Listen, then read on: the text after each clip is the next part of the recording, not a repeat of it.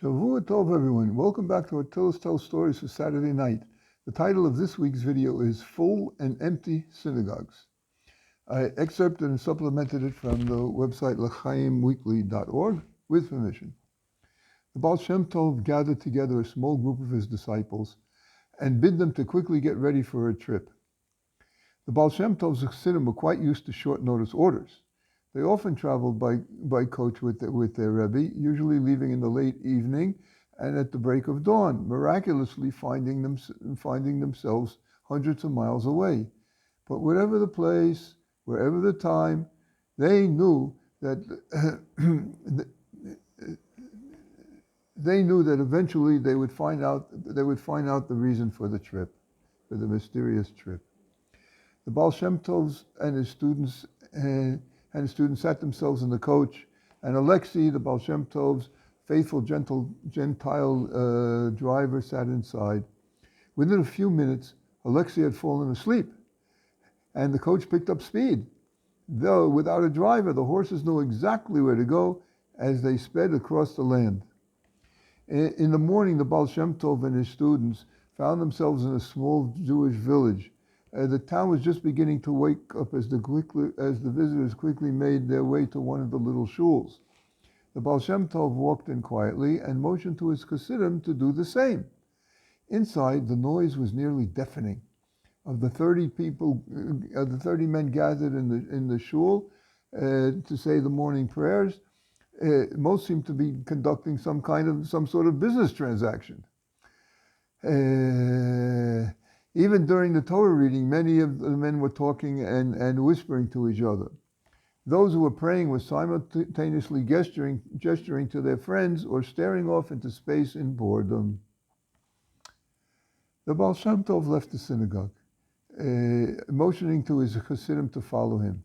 Once outside, he told them quietly and with the utmost seriousness, "The shul we were just in is full of Jewish prayer."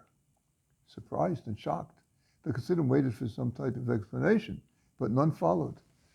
What might the Baal Shem Tov have seen in the other worlds that they could not perceive to allow him to make such a statement, they wondered.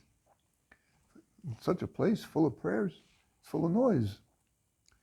Quickly, the Baal Shem Tov led his followers to another small shul, not far from the first.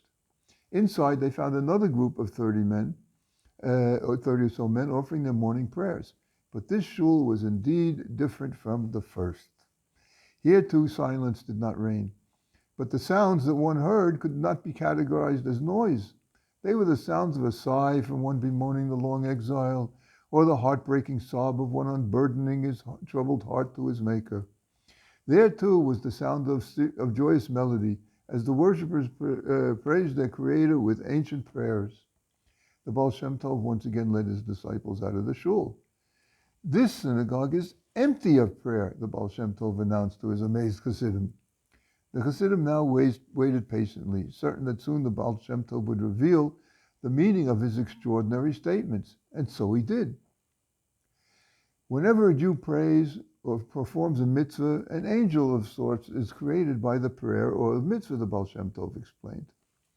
When the prayer is said wholeheartedly, when the mitzvot are performed with sincere intention, the newly formed angels are whole and perfectly shaped. They can easily fly straight to the heavens where they will act as advocates for the person and his family. Too, they will be there when it's time to welcome the one who brought about their formation and defend him against strict judgment.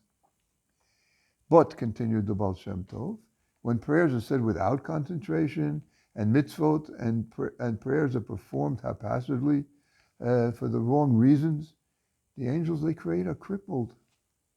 They cannot break through the gates of heaven. They can't even fly to the heavens. They can't argue the case for his family now or in the final court.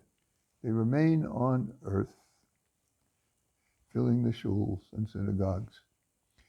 The faces of the Baal Shem Tov's Chassidim began to light up in understanding. And so, concluded the Besh, their Rebbe, the first shul we went into was filled with nevech, pitiful, crippled angels of Jewish prayer. The worshippers there were not praying with any feeling of or concentration, and their prayers were stuck in the synagogue. But the second shul we visited was different. There the prayers offered sincerely and wholeheartedly were able to soar to the heavens, through the gates, where they appealed to the supreme judge to heal and have mercy, to bless and to protect. And there, he concluded, the beautiful sparkling angels will remain until such time as they need to welcome the person who formed them. My friends, there's an important lesson here about prayer and houses of prayer. As our patriarch Yaakov said, "Ma nora makom hazeh, ze beit Elokim v'ani lo yadati." And as Rashi explains what Yaakov had in mind, "Im yadati lo lishanti." If I had known, I wouldn't have slept in that holy place.